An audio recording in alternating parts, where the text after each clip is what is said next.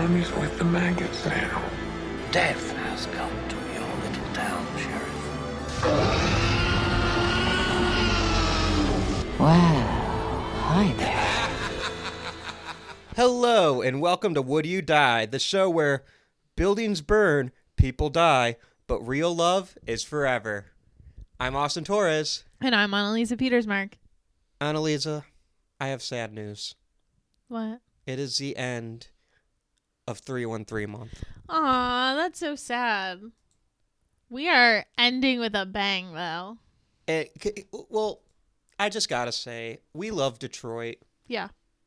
We don't care who knows. We don't care who knows. And I really enjoyed this. I think this might be one of my favorite months we've done.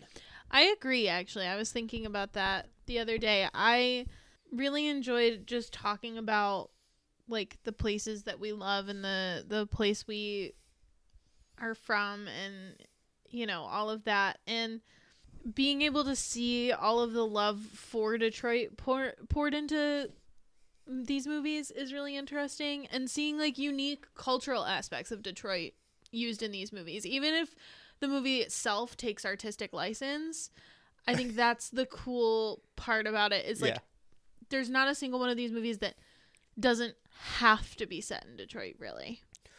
Right.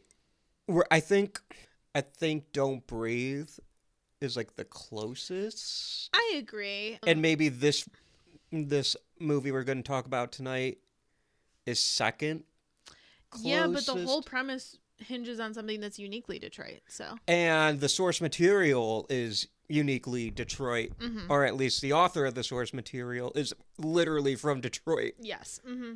And, I mean, you guys can read. You clicked the episode. We're talking about The Crow. Yes, we are. The 1994 Brandon Lee Crow. Yes. There are multiple Crow films, including one I will mention a bunch.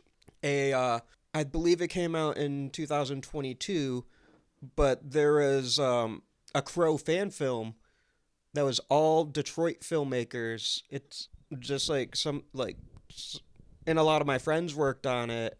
But I'll talk more in depth about that one a little later. Cool. But yeah, there's a lot of sequels and adaptations, but we're going to focus on this 94 film. Yes. So The Crow, spoilers, is about Eric Draven, who is a musician, and the night before his wedding, he and his fiancée are brutally murdered by members of a violent inner city gang. And on the anniversary of their death, Eric rises from the grave and assumes the gothic mantle of the Crow, a supernatural avenger. Tracking down the thugs responsible for the crimes and mercilessly murdering them, Eric eventually confronts head gangster Top Dollar to complete his macabre mission. Macabre mission.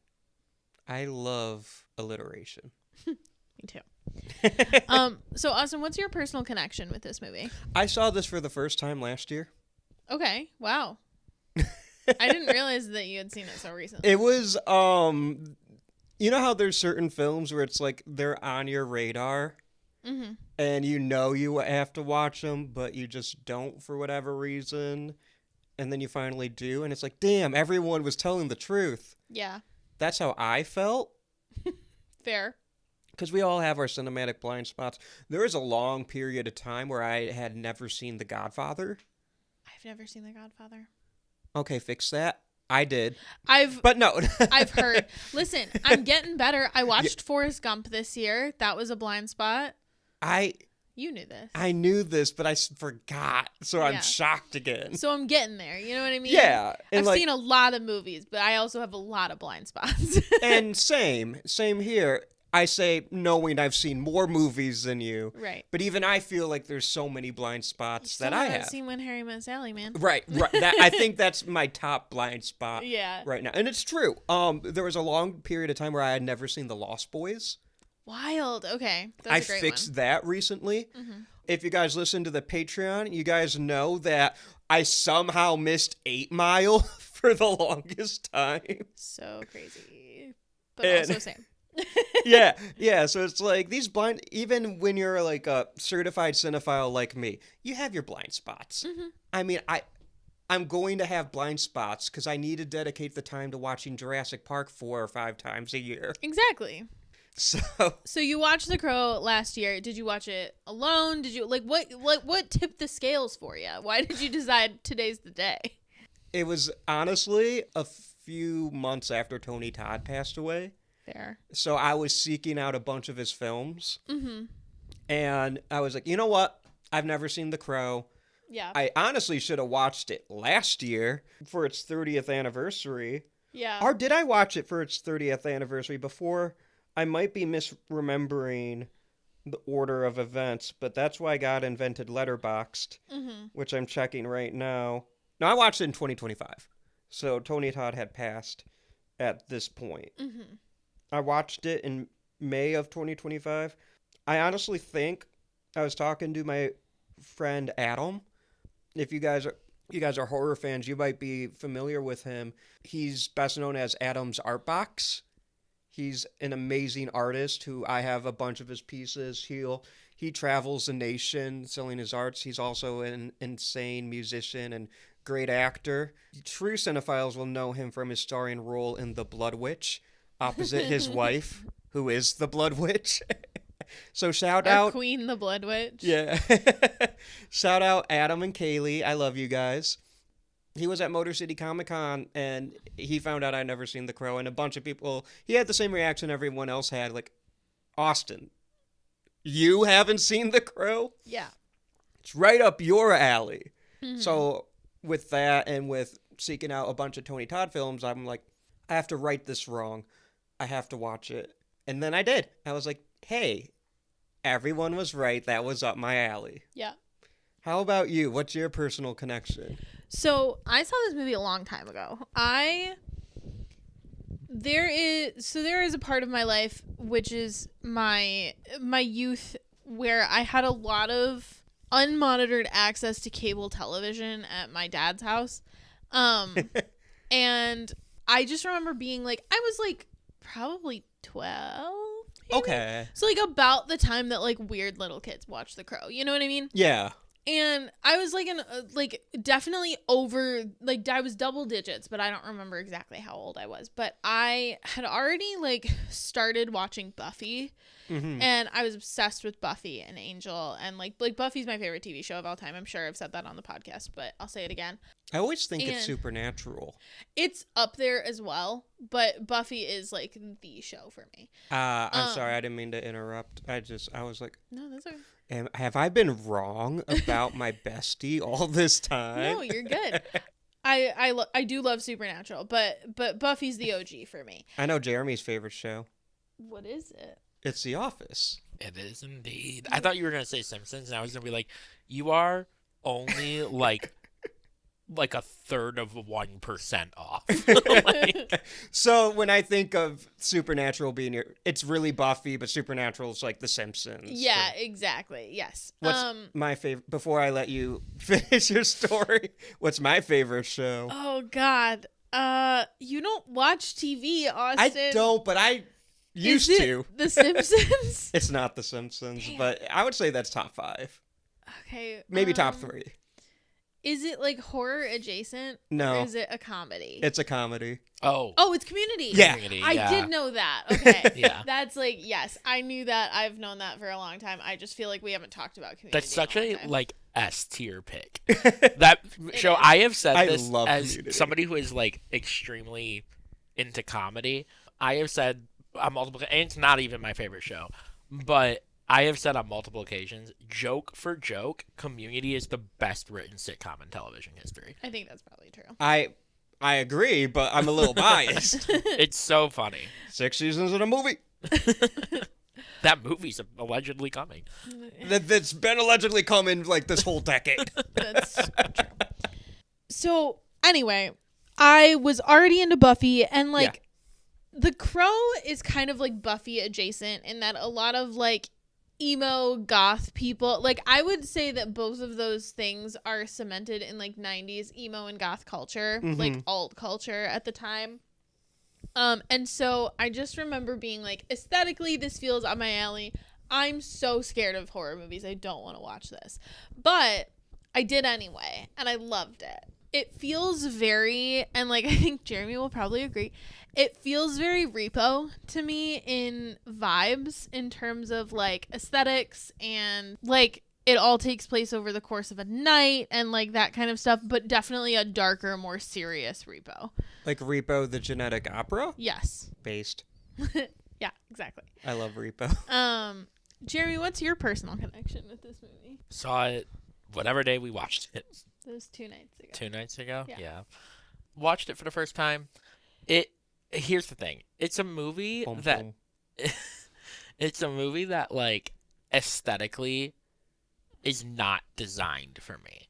And when you say it reminded you of Repo, if you don't remember my opinions of Repo, Oh yeah. you can go listen to that episode, and while you're at it, subscribe to our Patreon. Like and subscribe, baby. Like, it's not a movie that's designed for me, and we'll get to that when we get to our Letterboxd reviews. I respect what this movie is, and I understand why it has an appeal. Like, I do. It is not aimed at one Jeremy Lippitt. I have 2 questions for you guys that I would like answered at this moment in time. Mm-hmm. Would you guys consider this a cult classic? Yes, absolutely.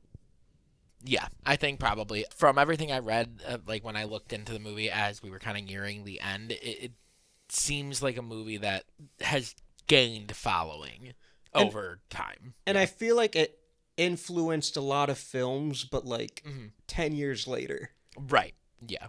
Like, I don't think audiences appreciated it as much when it came out. But then, like, 10 years later, you see movies, like, I'm thinking of, like, those early 2000s action movies. Oh, for sure, yeah. That I feel like are very stylistically inspired by maybe not so much the goth aspects, but, like, that stylized action. Yeah. That slow-mo, that the editing, and, like, there's just images of The Crow spliced in with like a murder scene, you know? So it's just like almost like watching like a grunge video. Yeah. It feels very like also oh my god, what is that? Ginger Snaps to me. Yeah. Like it's that very like 90s to early 2000s like dark editing and like geared towards like goth teenagers. Like that's how it feels to me. to me, the movies that look like The Crow came out 10 years after The Crow. Yes, is what I I'm agree. trying to say. Like it was a little ahead of its time. And then my second question, is this a horror movie? I was going to talk to you about this. I believe that I am the one who kind of put this in our 313 month. I don't remember if I did, but I know I like suggested it. Well, in the terms of us covering it, I think it's horror enough. I mean, we cover stuff that's horror adjacent like a lot. Teen Wolf and Temple of Doom. Right. And so I was actually, as I was watching it, because at the time I watched it the first time, I definitely was like, yeah, this is a horror movie. It's scary. It's got murder and blood and stuff. And I was going to ask, like, what you guys thought in terms of, like, is this horror now? So this was something I was curious about. I feel like I'm still going to say yes, because I think it has... I don't know. I guess it really depends on how you define it, because it still has... I wouldn't call him a villain. I think he's very much an anti-hero. But it still has, like, a figure in it who is murderous in intent... little bit scary, like that kind of stuff, which is kind of what you look for in a horror movie. I mean, most horror movies have some kind of looming force or being that is intent on killing and or torturing and or maiming people. So I think at its very base level, I would say yeah, but I'm like open to it being just like a dark action movie also. I was leaning more dark action. I think that's where I think lands ultimately for me. But I mean, there are horror elements for sure, right? Like I think there definitely are moments that are supposed to, like, you know, edge of your seat, suspense. Like there are horror elements to this movie, but I don't think that if you were to put two genres in front of me and say dark action versus horror, I think I'd probably filter it into the dark action I'm bucket. going to be controversial. You think it's a comedy? No, no. I don't think it's horror at all, to be honest. Okay. I think it's a superhero movie Fair. with revenge. It's a superhero movie in the same way The Punisher is a superhero movie, but with dark fantasy elements. That's fair. That being said, I think it's part of the horror canon. Like, if I go to a horror convention, I expect to see people in Crow cosplays, and I want to see Crow artwork. Mm-hmm. So while I don't think specifically the movie is a horror movie, I think it's still welcome in the horror canon. I think similarly of Godzilla, Okay. because join our Patreon for only $3 a month to listen to the Godzilla Project. As you guys already know, Godzilla ran from horror like immediately. Yeah. The first movie is a horror movie, and then after that, it's just like, Yeah. not so much. So on the Teen Wolf to Nightmare on Elm Street curve, this movie falls closer to which for you? That's an insane spectrum. Teen Wolf is the least horror movie we've covered, It's and I think closer- Nightmare might be the most. I would, for me, I would put it on the same level as Temple of Doom. Okay, I like that. I I think that's agree. probably right for me too. And I think Temple of Doom has more true horror elements. But The Crow just, I think it's very gothic. And because gothic is attributed to horror so much, a lot of people just put them together. So in my mind, it's a gothic movie, not necessarily horror, but I don't care. If people want to call it a horror movie, I'm like, hell yeah. I have another question for you guys, but I am going to save it for as we get into our historical context. Cool. So we have to talk about the development of this movie, Mm-hmm. and kind of the backstory of it.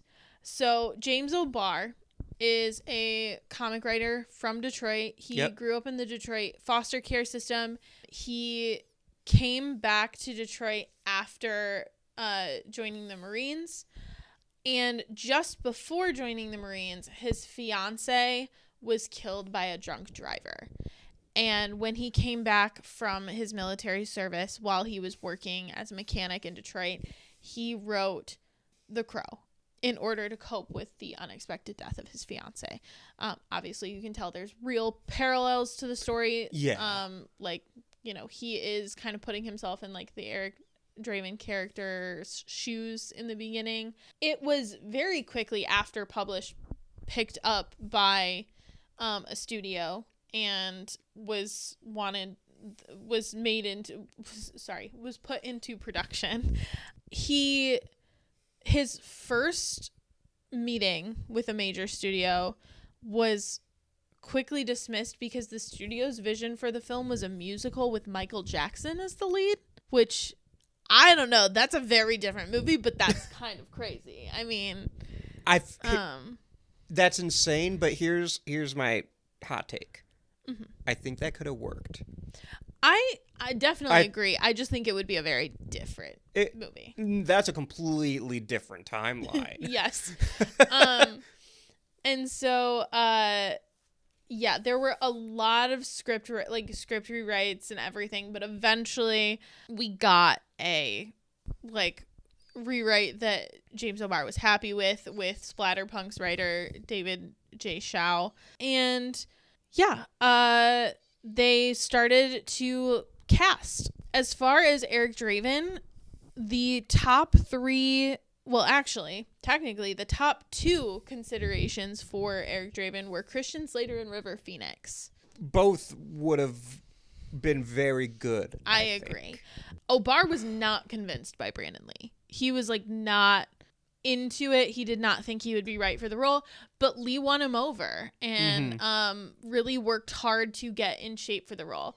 Brandon Lee, if you do not know, was a martial artist / actor and son of Bruce Lee, who is also a martial artist / actor. Bruce Lee might be one of the most famous movie stars ever. Yes.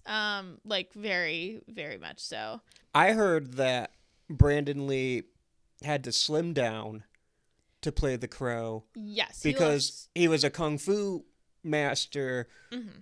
He was super muscular. Yes, he lost 20 pounds for the role. And that's partially why O'Barr was like not convinced. He was like, this guy's like a macho dude. He's not like a heavy metal rocker. This like... is a literal superhero. Right, exactly. And even though the Crow's a superhero, he's more brooding right. than that. So he co-choreographed his action sequences, did most of his own stunts.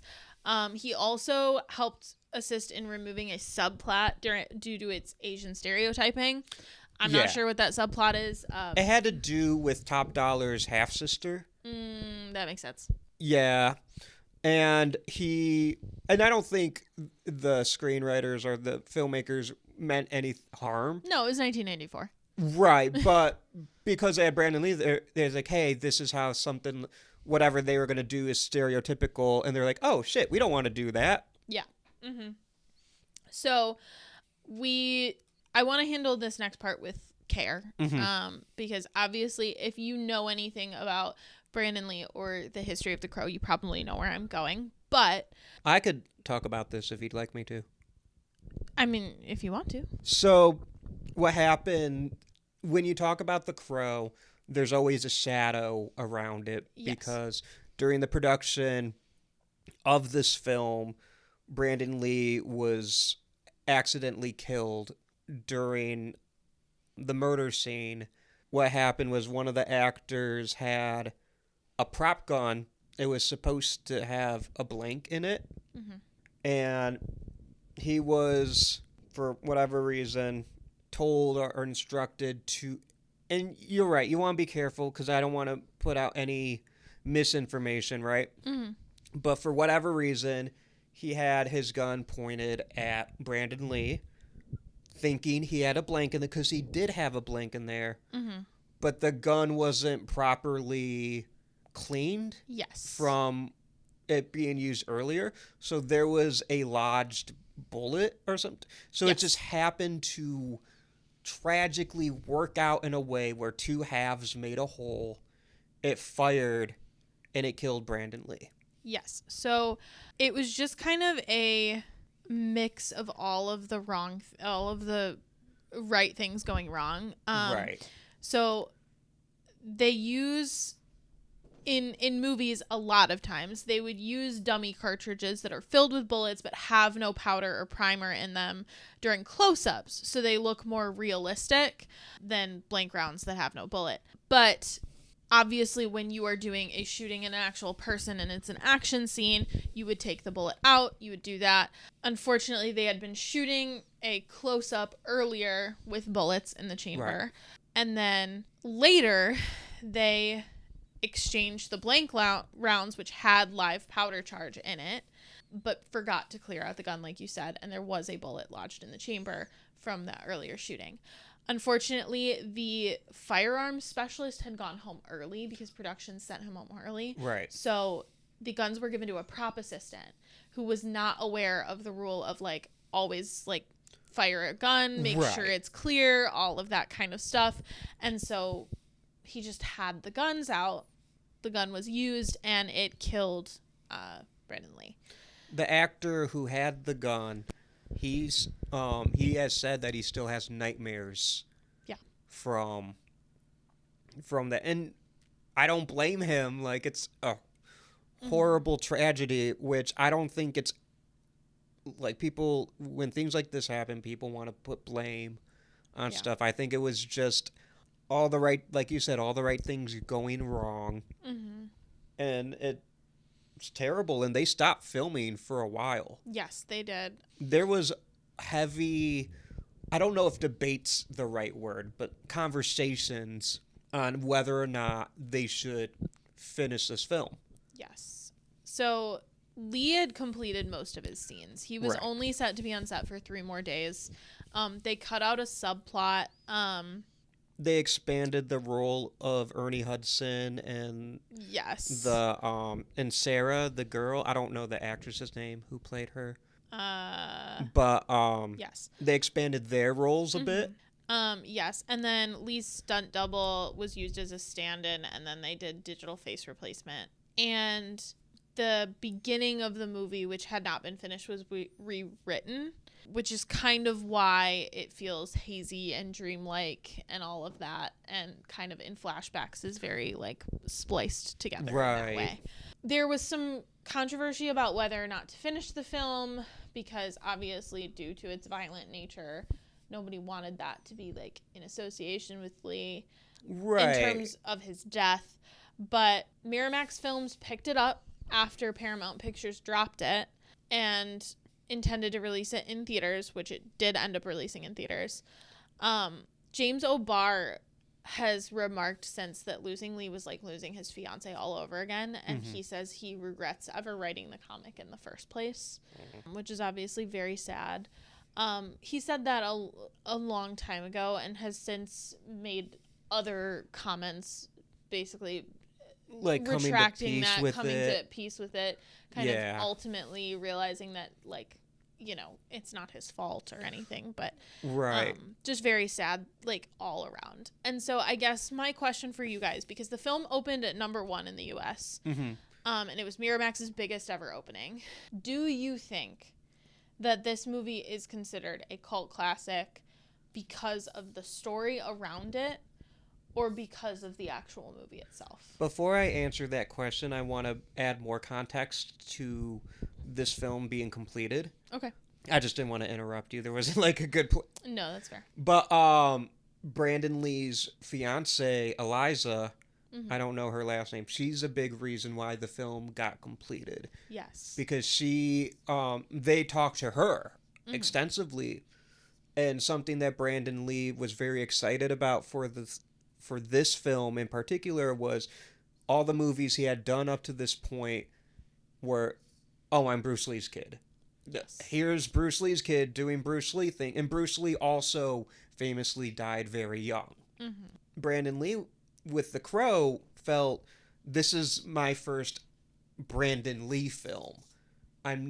This is me. So he was very excited about this film. And Eliza, knowing that, I guess she talked with the filmmakers and were like, you guys should put this, you guys should finish this. Brandon would have wanted it, and he was so excited about it. Yeah. And because of it, his legacy isn't just Bruce Lee's son. Yes. He is Brandon Lee. He got that role, you know? Yes. And Eliza, like, the story with him and Eliza is very tragic as well. They were set to get married, like, 2 weeks after he passed. And I think that is why, like, the final thing we see before the credits roll is, like, for Brandon Lee and Eliza. Right. And I think maybe that's why James O'Barr had those thoughts. Yeah. Because he saw himself, like, he knows what it's like to lose a fiancé, so for that to happen in his life twice, essentially. But to answer your question, I have to ask you a question. Okay. What was the question again? Do you think, I'm sorry. Do you think that The Crow is a cult classic, especially with, like... Oh, yes. I'm not saying yes to your question. I'm like, I remember what the question is. Because of the story around it, or because of the actual... I think it's a little bit of both. I lean more towards the actual movie, just because of, I think it was doing really cool stuff well ahead of other films. Like, it's not the first superhero movie, but it's the first, like, other than Tim Burton's Batman, like, brooding. Because maybe I'm misremembering Tim Burton's Batman, but Batman's not as brooding in that one as, to me, the Tim Burton Batman is more, it's dark, but there's still that fun. And I don't think The Crow is necessarily a brooding, but there's that goth aesthetic that I think is borrowed from in movies like Blade and Constantine. A lot of these Van Helsing, a lot of these late 90s, early 2000s films. Mm-hmm. I just think The Crow was ahead of its time. I do think the tragedy around Brandon Lee helped the lore of the film. Mm-hmm. You can't separate the two, especially because of the subject matter of the film being eerily similar. But I do think the film stands on its own, and I think that's why it's a cult classic. Yes, I agree. I think that for me personally, and I want to be delicate with this, but I think it is something that is actually kind of a positive about this specific community. But like, this movie is big in the goth community, as are a lot of horror movies. And one of the things that I really admire and respect about goth people in general is their almost reverence when it comes to death. And obviously I don't want to group, like, goth people are not a monolith. This is just kind of a generalization, right? But like, there is a reason that their aesthetic is as such, and the things that they listen to and consume, the media that they consume is as such, and their like reverence for death is one of those things. And I think that is both obviously shown through their respective Brendan Lee, but also that's like kind of this, like, the story of the movie. Right. This movie is like about death and like living through unfinished business and then finally being at peace after that unfinished business is done. Right. And so I think that that helps keep his legacy alive, but also the legacy of the movie alive, that kind of stuff. I agree. I've always been curious as to what other people feel about that, but I tend to agree with you that I think like it is probably something that was so popular at the time because of the fact that it came out, and it was, I mean, like, this happens with any time a movie is released posthumously, you know what I mean? Right. There's always a bigger reception and a bigger following of it than maybe there would be originally. But I think the reason that it stood the test of time is because of it stands on its own. I would agree, because this was a movie, obviously, like I just mentioned, like I had not seen this movie, but I knew of this movie. Right. This was not like a movie that when it was on our schedule, I was like, oh, like, never heard of it. Like, I knew what it was. I knew it was superhero adjacent. I knew it was a comic book inspired movie, right? Yeah. There was a lot of things I knew about this movie. I did not know the backstory. So I think the fact that, like, that's a movie that existed in my personal zeitgeist without knowing the whole background of Brandon Lee's death speaks to the fact that this movie does not only stand on the lore of its morbid background. Right. I think it's doing so much more, and that's why they wanted to finish it. Because there was a lot of great work by a lot of different artists, including Brandon Lee. I have a question for you. Did you just now find out that Brandon Lee... No. Okay. So Anneliese talked to me about this before we watched the movie. She gave me a little bit of a background on it. Okay, because I thought you were just saying... No. I was like, oh my God. We just like fucked Jeremy up for a minute. No. So anyway, this will be my last episode on the podcast. But Anneliese, you brought up a point, like, this happens when movies are released posthumously. And I think recently in the horror world, we just saw that with Tony Todd and the most recent Final Destination film. That movie was going to make money no matter what. Yeah. Because it's another Final Destination film. Right. Those movies make money. They have a great formula. But Tony Todd had been such a integral part of that series, as well as just the horror genre, that I think a lot of people who might have waited for streaming, they're like, actually, let's go see it in theaters. Yeah. Because it's Tony Todd's last movie. I feel similarly to The Dark Knight. Right. Which, like, Heath Ledger won an Oscar. Right. For playing the Joker. But that movie is always going to be revered as one of the greatest superhero films of all time, if not the greatest superhero film of all time. Right. Not because of the lore of the backstory of Heath Ledger passing, but because of the performances given in the movie. Right. And Star Wars The Last Jedi had to deal with the death of Carrie Fisher. Yes. And that movie, like, no one cared, like, about... I mean, that movie has a beautiful tribute in the credits to Carrie Fisher. Yes. Some of the best Princess Leia moments happen in that movie. And people still just call each other names and just are just 5-year-olds on the internet about it. Right. Yeah. People still aren't over that movie. Right. Sometimes movies just, yes, they have that shadow, but they stand on their own too. Yeah. So, Should we talk about Detroit? I guess. Okay, so let's talk about how this movie both is not Detroit, but also has to be Detroit, right? Well, source material. I don't know if the source material explicitly is in Detroit because I had never read the graphic novel. I also haven't, but as you mentioned, the author is from Detroit. He is So- Detroit, yes. But so when we're watching this movie, though, they depict a very highly stylized, I will say that, but also stereotypical version of Detroit. It's barely Detroit. You wouldn't know it's Detroit other than the fact they mention it like 3 times. Yes, but again, it has to be Detroit because of the fact that it is taking place on Devil's Night. That's a good point. So Other than that, I was going to be like, so that's my point. this could though, be is, like, Gotham City. that's my point, though. But yes. Devil's Night. You're right. That's a good point. So, like, it has to be Detroit, but it's not actually depicted as Detroit. Looking Yeah, at because there's a hot the- dog stand. Right, and those don't happen. We have Coney Islands. That's we don't true. have hot dog stands. That's absolutely true. That should have been a Coney Island. But, Thank you. Um, At the very least, put some Coney on those dogs. but so when we're looking at this, yes, there's a lot of. First of all, Detroit, like, apartments don't look like that.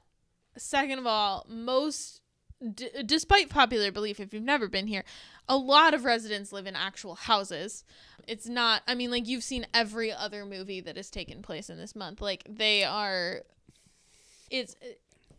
it's not just all, like, high-rise apartments like they are depicted in this movie. Yeah, Detroit's really spread out. Also, again, I'm going to be delicate with this. Most of our citizens are not, like, dressed like heavy metal rockers. I don't know if there was a heavy Detroit goth scene in the late 80s. There could have been. I couldn't tell you. I wasn't alive. But Right. there could have been. But certainly... But I will say this. Of the 4 movies we've covered, this is the blackest. That is true. And It is Detroit's the a very blackest. black city. It's the blackest city in the United States. Yeah, and there are 2 black people in... No, 3. 3 black there are 3 people black in this people movie. in this movie because there's Ernie Hudson, there's Tony Todd, and there's the one police officer who gets the case file for Ernie Hudson. I don't remember her name or her character's name. Oh, there's also... Oh, and there's Tintin. There's 4. Tintin, yeah. So, wow.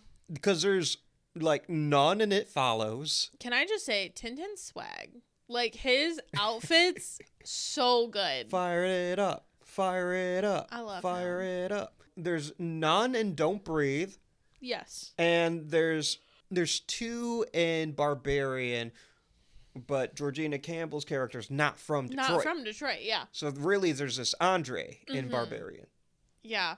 No, I agree. So I'll give The Crow a lot of credit, especially for being the oldest movie. Yes. That's true. So let's talk about Devil's Night, because Yes. the whole premise of this movie is that it takes place on Devil's Night. Eric Draven and his fiance are getting married on Halloween. Rock and roll. Exactly. Very metal. And the night before, they are attacked in a Devil's Night attack. So let's talk about the history of Devil's Night. So Devil's Night stems from the European tradition of Mischief Night, but Mischief Night took place the day before May Day, which is, like, obviously a celebration of the return of spring. So Mischief Night in Europe was just very lighthearted pranks committed by kids, that kind of stuff.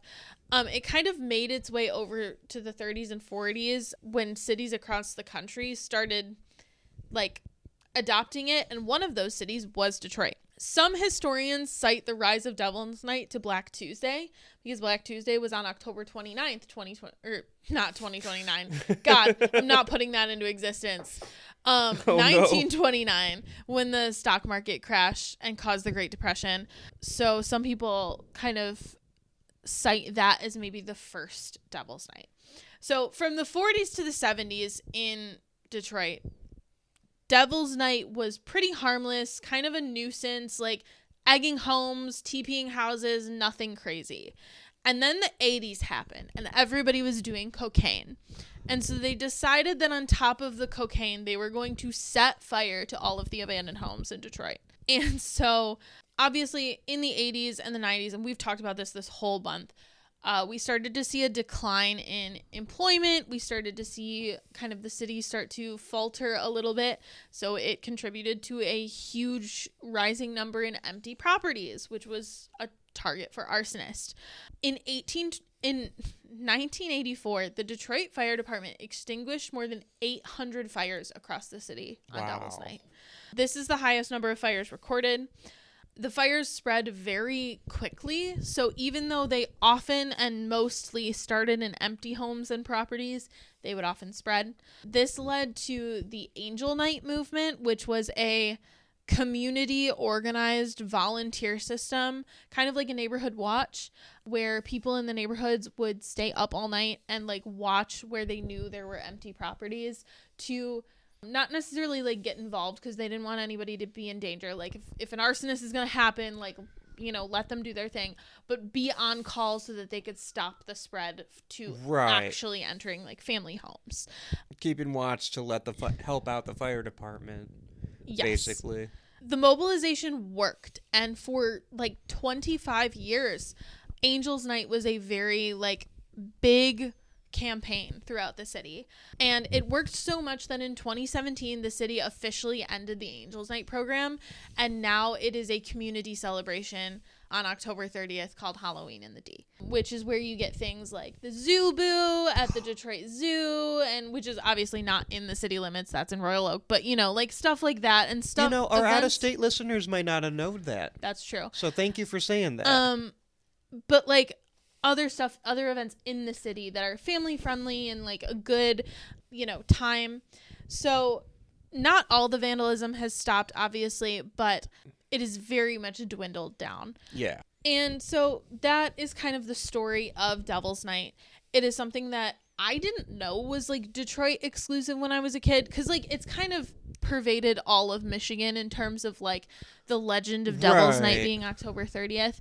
And as I mentioned, other cities throughout the country have different October 30th things, but Devil's Night specifically is exclusive to Detroit, which I did not know when I was a kid. And it's like when you're growing up, you just think that's normal in every place. Right. Like how we grow up thinking everyone has Coney Islands. Yeah. And everyone calls pop. And everyone does Michigan laughs. Yeah, and everyone calls it milk. Okay, pretentious. That's not pretentious. That's not a Michigan thing. Anyway. Myers. Everyone should have Myers, by the way. Fucking Vernon's. Verners, what'd I say? Vernon's. Verners. I don't think you are from Michigan. Bye. But yeah, so so that is why like this has to take place. This hinges on it taking place in Detroit because it takes place on Devil's Night. Right. And obviously this is a darker, more insidious Devil's Night than even what was happening around here, which is mostly arson. But it is part of our city and part of our culture. So that's something that I do find very interesting about this movie, is that even though the movie itself doesn't really look like Detroit, you're right, it's more reminiscent of Gotham than like anything else. Right. It's also like uniquely Detroit in its premise. And I think that comes from the source material, I'm sure. Mm-hmm. So hell yeah to the source material. Hell yeah. Before we move on from the Detroit connection, I want to shout out the fan film I mentioned earlier called Crow. It came out in 2022. It was a passion project by an actor. He acted in it. He wrote it. He was a executive producer on it. He did so much for it. His name's Justin Main. He, great guy. He was actually on Would You Die in my first year. We talked all about the Jurassic Park franchise. He's a super cool guy, but this was one of his passion projects. It's not a remake, and it's not like an adaptation. It's like just another story using the Crow mythology, if that makes sense. So it's all new characters, but he and his girlfriend get attacked and murdered, and he comes back to but it's not Eric Draven. Yes. It's a brand new character, and there are a lot of cool people involved with this project. Obviously, Justin Main, who I mentioned, he was on the show. Callie Bustle's in it, and she's a friend of mine, and she's really cool. I've worked with her, but not on any of my things. But there's a lot of people who were involved that I have connections with, like Danny Parker, who was on the show, and she has a band called Dead Buds. Go listen to them on Spotify or Apple Music. She was on my show. Kaylee Rice was a part of this, and she did makeup for me on Best Day Ever, which was my first ever short film. Who else was part of this? Trying to go through IMDb's mess. I just want to make sure I'm not forgetting people. Santiago Buskovsky was on this. He was my AD on Best Day Ever. Super cool guy. Molly Gibson was a part of this. She was my lead actor and co-producer and co-writer on Best Day Ever. My boy Fred, he did sound on this, and he is the best. He did sound for me on Best Day Ever, Ice Scream, and Spider, and he also edited Ice Scream and Spider. And I love Fred. He is amazing. Joshua Bruns worked on this. He's a gaffer. He was a gaffer for me on Spider. So I have a lot of people who I know work on this. And it was directed by Matt Sakel, who I don't really know him, but I have a lot of mutual friends with him. And he sadly passed away last year. So I never had a chance to meet him, but he was a big part of the Detroit film community here. So when we're talking about The Crow and Detroit, it's like there was this amazing Detroit fan film, and I want to give all my friends their due, because I knew a lot of people who worked on this, and I think it's really cool, and you can watch it for free on YouTube. That is awesome, and I will absolutely be watching that. Speaking of remakes, did you see the recent one with Bill Skarsgård and FKA Twigs? I don't know who that second person is, but no. Oh, she's a singer. Yeah. F.A. Twig? FKA Twigs. Yeah, I don't know who that is. She is a very talented musician. That's cool. But no, I didn't see it.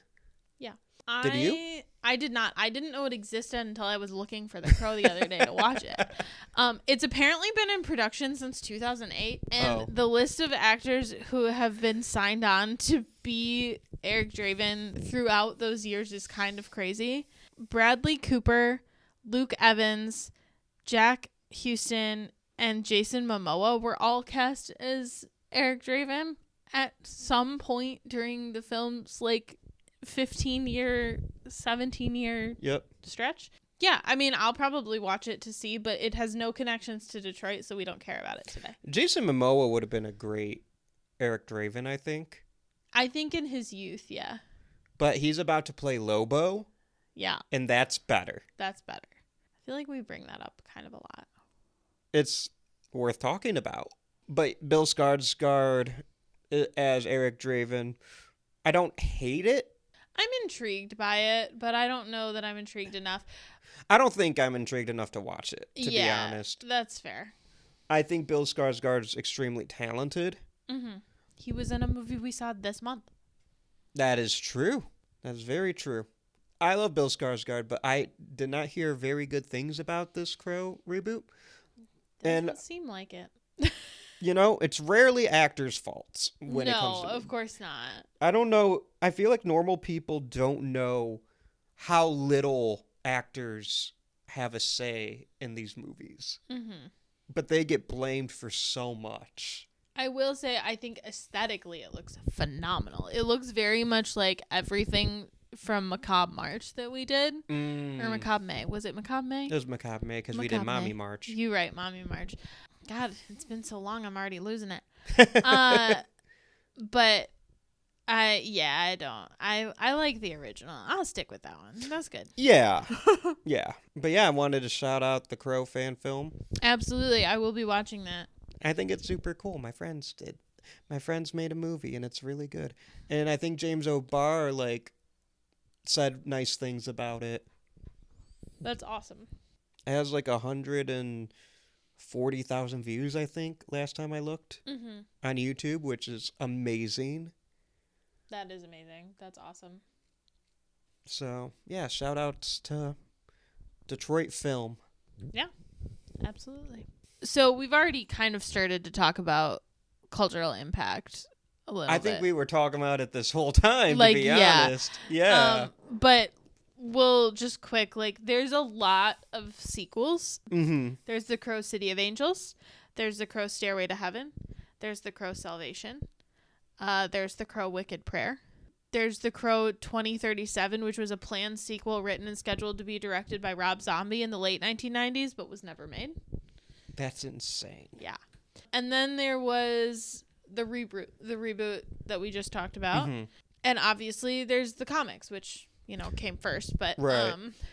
I think, this film being a cult classic is very important to, horror fans, I would say, in general. I mean, whether or not you consider it a horror movie, I think a lot of horror fans, have seen and loved, and this movie is important to them. Oh, definitely. I expect to see Crow merch at every horror con. Right. I will never, balk at someone calling it a horror movie. No. Me, personally, when I think of what horror is, and my definition of horror is loose, I consider, Jurassic Park, Right. But, that being said, it's in the family. Mm-hmm. I agree. Horror enough. It's part of the squad, part of the crew, part of the ship. Exactly. That's all. Is it time for our superlatives? Superlatives? Who you gonna call? Superlatives. Who would you save? Oh my god. There's a lot of people to save. Yeah, there's a lot of dead people. I would save Shelley. That's a good one. She was fighting against eviction. Yeah. He must not have been a very good rock musician then. Well, I mean, it's hard to make money in music. That's fair. I am gonna save... When I say she was fighting against eviction, I mean she was fighting for others. Yeah. Against their evictions. No, I know. I just mean if you look at their apartment, he was not a very successful musician. That's all. No, but you gotta start somewhere. That's true. I think I'm gonna save Sarah. She does not die, but I'm gonna save her from her terrible, terrible mother. She got better. Yeah, forgive me if I don't believe that a ghost coming to me and being be a better mom is gonna really stick with me if I'm, a drug addict. But he kind of took the drug out of her. That's true, I guess. And also ghosts are scary. That's true. You're right. If a ghost came up to me and was "Hey, do better," I would do better. That's fair. Especially if it's super tall, super ripped, wearing scary makeup Brandon Lee ghost. Yeah. What was your favorite scare? I like when the Crow, Eric Draven, I have two favorite scares. Okay. One of them's not. Well, neither of them's really scares, but one of them's like a badass moment, and the other one's like a really cool gore moment. Mm-hmm. The badass moment is when Eric Draven is interrogating or threatening the pawn shop guy, Gideon. Mm-hmm. And he goes, I'm going to keep you alive. Your job is to tell everyone that death is coming. Eric Draven sends his regards. That is so badass. That's my favorite. I love that. And then my favorite gore moment, because like I said, I don't think it's really scares. Mm-hmm. That don't mean this movie ain't violent. Yeah. My favorite gore moment is when Eric Draven puts like 30 hours of pain all at once into Top Dollar, played brilliantly by Michael Wincott, who we did not mention yet. Yep. And he gets yeeted off a rooftop and gets Gastoned, but you get to see it, unlike Beauty of the Beast. God, the blood like pouring out of the gargoyle is so fucking good. I love that. It's the greatest kill for sure. I wish they held on that shot a bit longer, but this was 94 and it was going to theaters. Like, the MPAA was not going to let that shot hold. Yeah, that's fair. All right, who's your Tony Todd Award for movie MVP?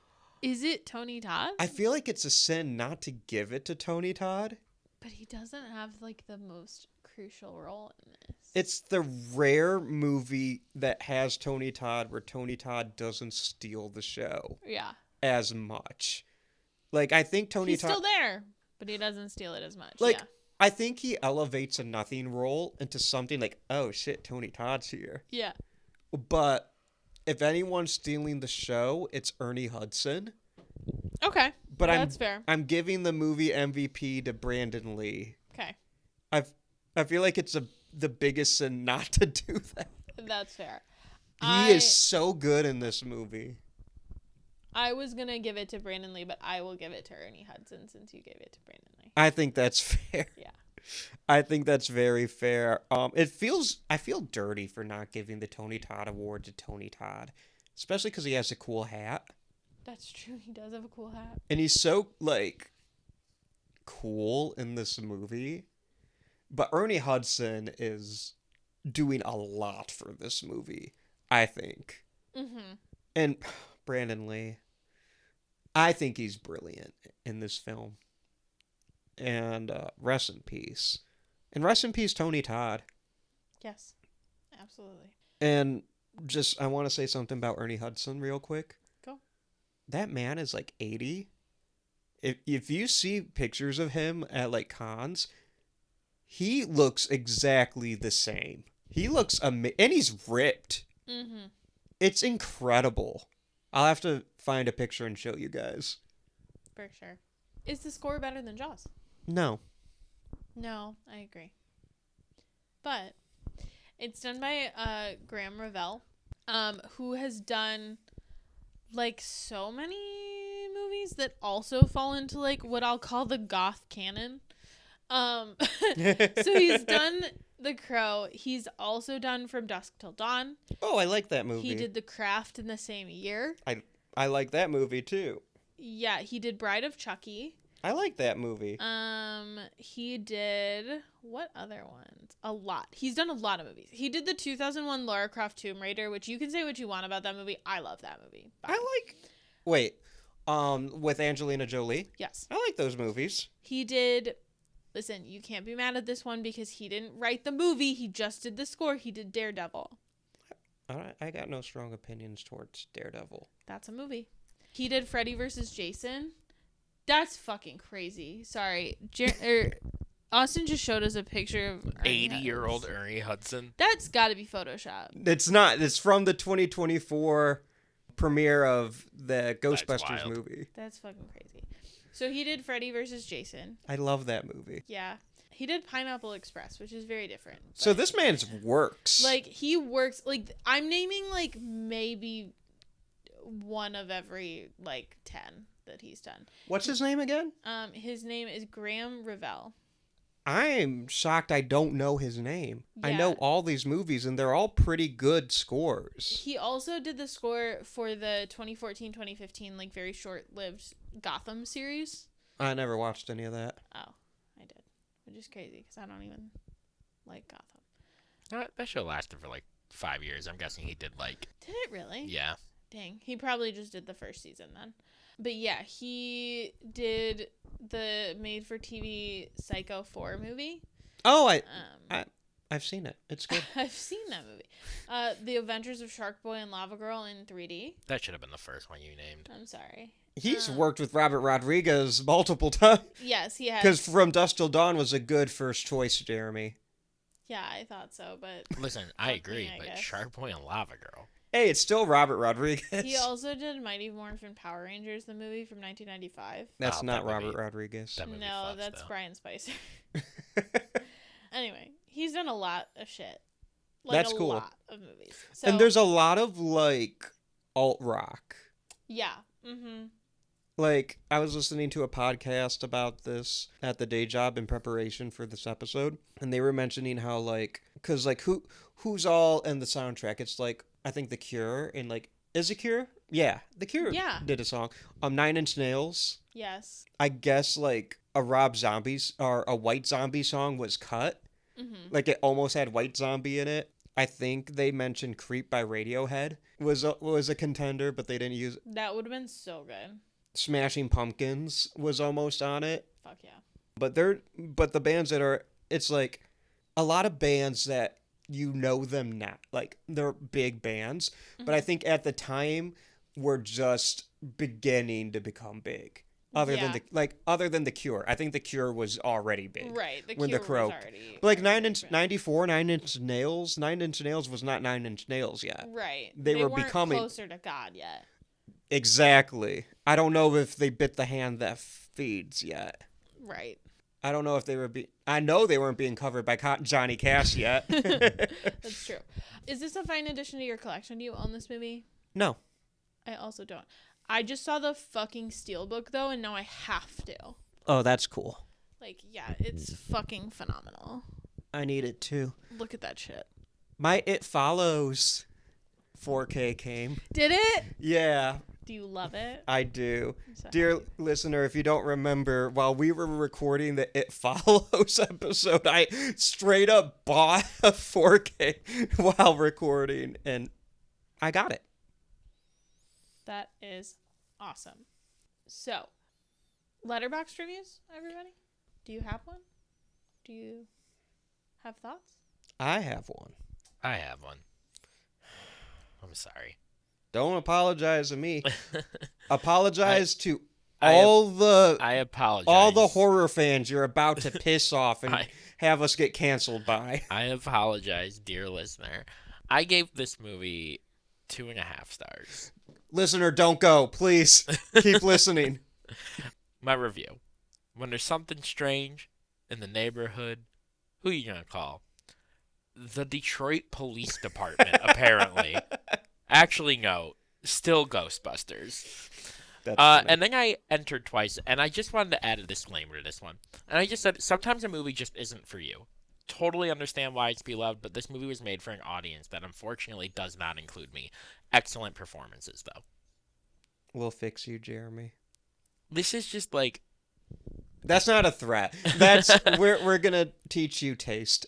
this is just not a movie, and I haven't talked a ton during this episode, kind of just because of it, but like, this movie just is one that is not designed to be aimed at my particular tastes. It's not a movie that, to me, was aesthetically pleasing, and it's not just the darkness of it. I'm not a fan of the type of cuts and transitions that this movie provides, and I'm not saying that it's a bad thing, it's just not for me. Rude. Sorry. I'm saying it's a bad thing that you feel that way. So I gave this movie 4 stars and a heart. Hell yeah. My review is, he's not afraid of no ghosts. I gave this movie 4 stars and a heart. We're so close to a 4-star and a heart banger. I gave it a fart. Leave. We're opening up applications for a producer. It's gonna be so weird when you take my job, but it's in my apartment. I mean, you could still hang out. Yeah, you can just sit in the corner over there. Yeah. You don't get a chair, but you can Yeah. sit. You lost chair I privileges. lost my own personal chair. You have to go sit right outside the door with Neil for 4 hours. Just like meow at the door. Yeah. So, anyways, my review. Yeah. This film walked so Hot Topic could run. Fuck yeah, it did. Mm-hmm. I'm very proud of that. It's a good one. I saw that one. I liked it like 2 days ago. I know. I was like, oh, Anneliese, she spoiled this for herself. I like to look at your reviews if I can find them. Are mine hard to find? No, I just sometimes I've watched the movie like before you have, so I don't Yeah. like always go look afterwards. Okay, so we do have a Supernatural alumni, And it's not Tony Todd. and it's not Tony Todd. Michael Massey, who played Fun Boy in The Crow. He's also kind of known for the gentleman in The Amazing Spider-Man 2. I've seen that movie. I have no clue who you're talking about. Gustav Fiers. It's a thing. He was also in the original Amazing Spider-Man, and he was like the man in the shadows, but then he became the gentleman. Whatever. Oh, It's not the point. yeah. Those movies were weird. They were weird. So he is in he has a 2-episode arc, you guys. Ooh. And he plays a character. You're going to find this funny. I hope you'll get the reference. I don't think you will. But he's in an episode called Bad Day at Black Rock, and he plays a character named Kubrick. Oh, that's funny. It's hilarious. And he's just basically the big bad for 2 episodes, and it's very fun. So yeah, that's fun. That's Supernatural.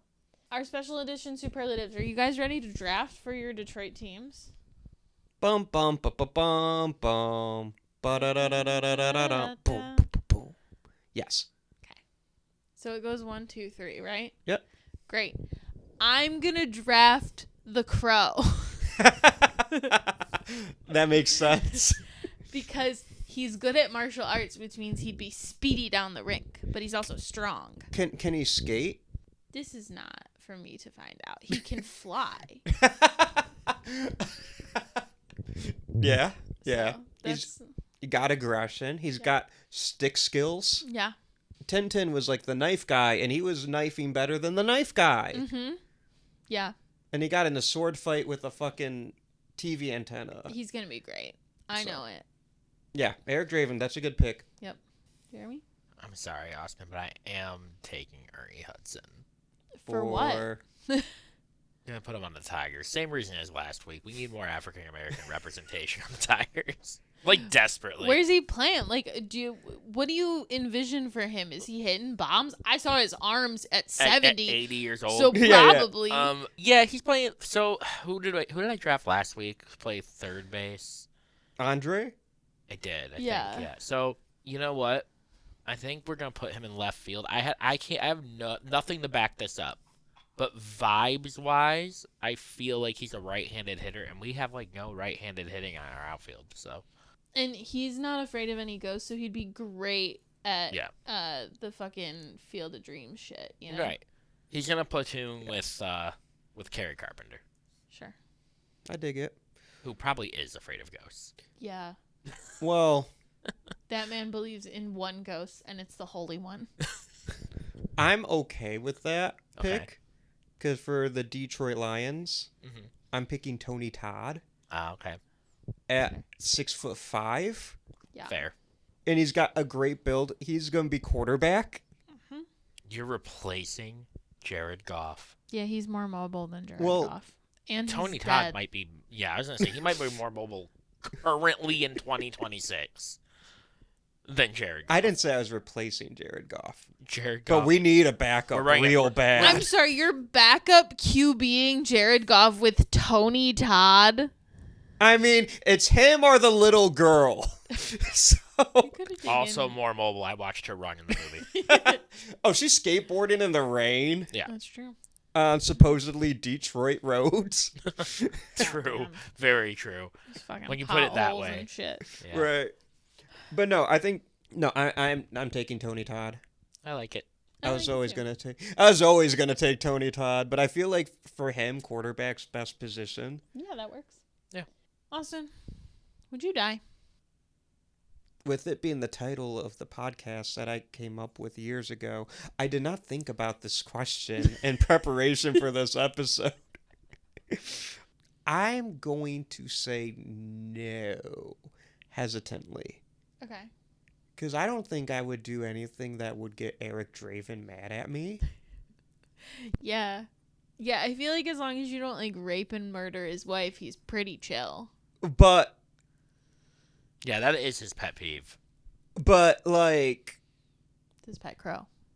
top dollar in his gang. That's fair.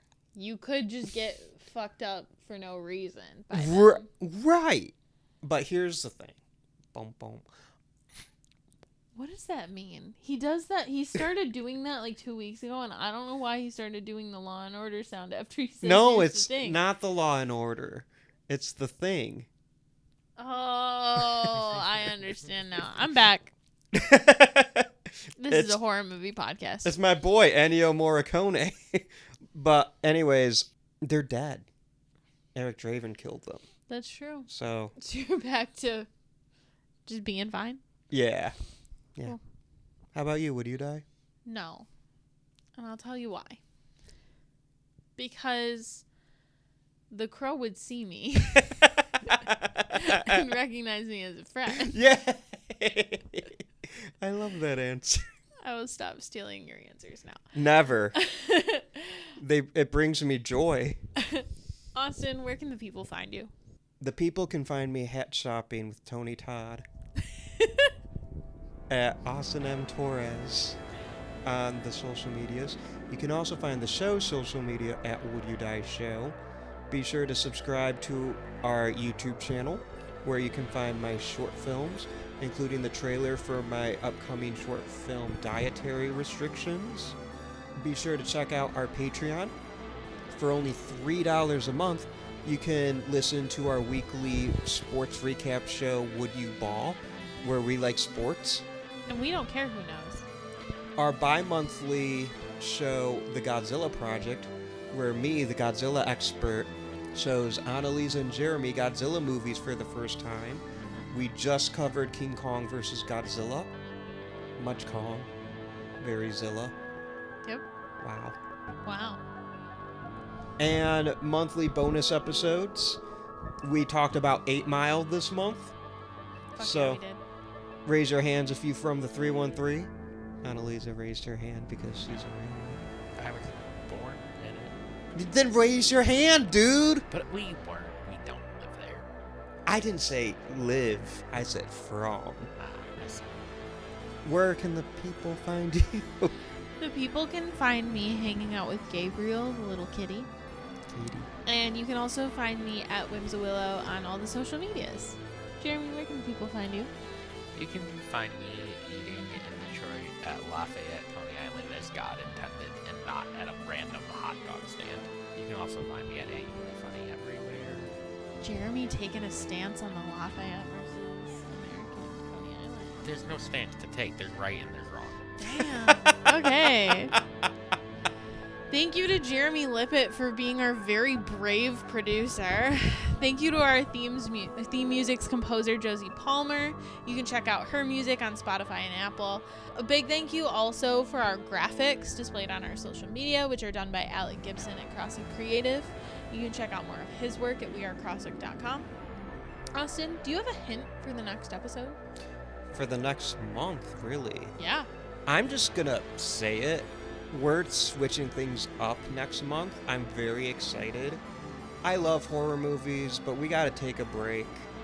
This month, we are transitioning to sad romantic movies. We're going through a rebrand. I'm very proud of this. It's called Would You Cry? And I'm excited, guys. We're gonna talk about The Notebook. We're gonna talk about The Fault in Our Stars, Me Before You, A Star Is Born, obviously Titanic. Our first month of this new direction is gonna be so good. I'm really excited. I'm terrified. But until then, I'm Austin Torres. And I'm Anneliese Petersmark. Try not to cry.